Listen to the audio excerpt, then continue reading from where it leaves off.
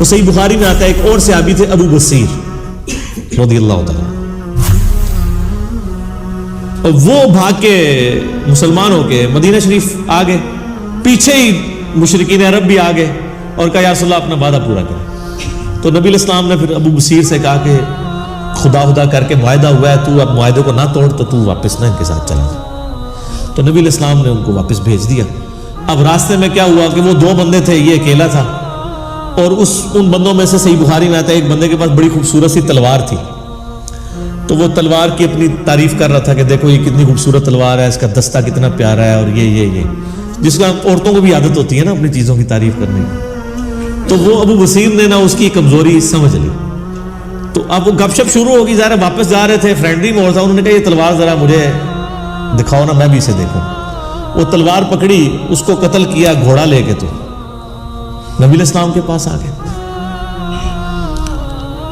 نبی علیہ السلام نے فرمایا کہ میں تو اپنے وعدے کا پابند ہوں، تو تم ادھر سے چلے جاؤ۔ اس نے کہا یا رسول اللہ صلی اللہ علیہ وسلم آپ جس چیز کے پابند تھے وہ آپ نے کر دیا، ٹھیک ہے میں مدینے میں نہیں رہتا، لیکن میں اب اس چیز کا بھی پابند کوئی نہیں کہ میں مکے میں واپس جاؤں، کیونکہ آپ نے تو مجھے واپس کر دیا تھا، یہ تو میں آیا ہوں نا واپس، تو مجھے آپ اجازت دیں۔ آپ فرمایا تم بس مدینے میں نہیں، جدھر مرضی جا کے رہو، اللہ تعالیٰ کوئی نہ کوئی راہ تمہارے لیے نکال دے گا۔ تو وہ سمندر کے کنارے ایک بستی تھی جہاں سے مشرکین عرب کے قافلے جایا کرتے تھے تجارت کے لیے شام، وہاں انہوں نے پڑاؤ ڈال لیا اکیلے بندے، اور منزل انہوں نے عمر سیریز میں فلمایا ہے۔ اچھا، اب وہاں سے جتنے بھی مسلمان ہو کے آتے تھے نا، ان کو پتا چل گیا، تو وہ بجائے مدینہ شریف جانے کے وہاں پڑاؤ ڈال لیتے تھے۔ ادھر کافی سارے مسلمان کٹھے ہو گئے، انہوں نے کہا اب ہم کافی زیادہ ہو گئے ہیں، تو ایسی دی تیسی قریش مکہ کی، انہوں نے ہمارا مال لوٹا ہے نا، اب ان کا کوئی قافلہ سلامت نہیں یہاں سے جایا کرے گا۔ تو انہوں نے کیا کیا، وہ قافلہ ان کا تجارت کا جب گزر رہا تھا، انہوں نے پکڑ کے لوٹ لیا سارا مال ان کا، اور ان کو واپس بھیج دیا، اور کہا کہ ادھر جا کے خبر دے دو کہ آندھا کے بعد بھوکے مرو گے تم، اب تمہارا کوئی قافلہ ادھر محفوظ نہیں ہے۔ وہاں پھر انہوں نے میٹنگ کی آپس میں کہ یار کیا کریں، یا تو ہم کوئی لشکر کشی کریں ان کے اوپر، لیکن لشکر کشی کیسے کریں، وہ تو خانہ بدوش تھے، کبھی کہیں پڑاؤ ڈالتے تھے کبھی کہیں پڑاؤ ڈالتے تھے۔ تو الٹیمیٹلی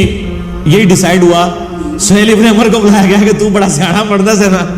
تو مہربانی کر جا کے نبی علیہ السلام کو ریکویسٹ کر کے یہ شرط ختم کر دیں، اور جو لوگ مسلمان ہو رہے ہیں نا، اللہ کا واسطہ جو نمبر اپنے کول ہی رکھو، ساڈے تو جان چھڑاؤ،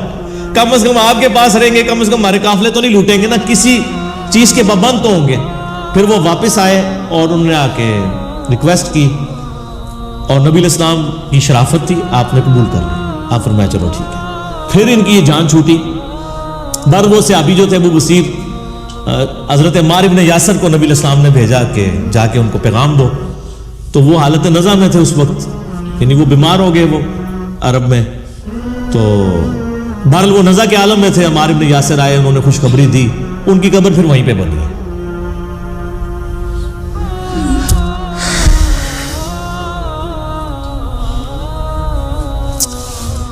ان لوگوں کے نام بھی آج لوگوں کو نہیں پتا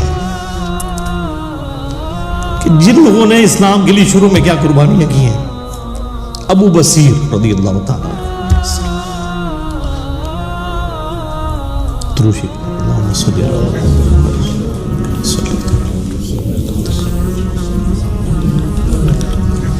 محمد کما بارکت علی ابراہیم وعلی آل ابراہیم۔ تو آپ دیکھیں کس طریقے سے یعنی ان لوگوں نے اپنی طرف سے ہوشیاری کرنے کی کوشش کی۔ اچھا، جب یہ سب کچھ ہوا، پھر حضرت عمر آئے حضرت ابوبکر کے پاس اور کہا کہ آپ نے سچ کہا تھا، یہ اللہ کے رسول ہے صلی اللہ علیہ وسلم، یعنی میرا وہ ویژن نہیں تھا کہ ہم دب کے صلح کر رہے ہیں، اور یہ صلح جو ہے وہ مسلمانوں کے لیے فتح کی نوید ثابت ہونی ہے۔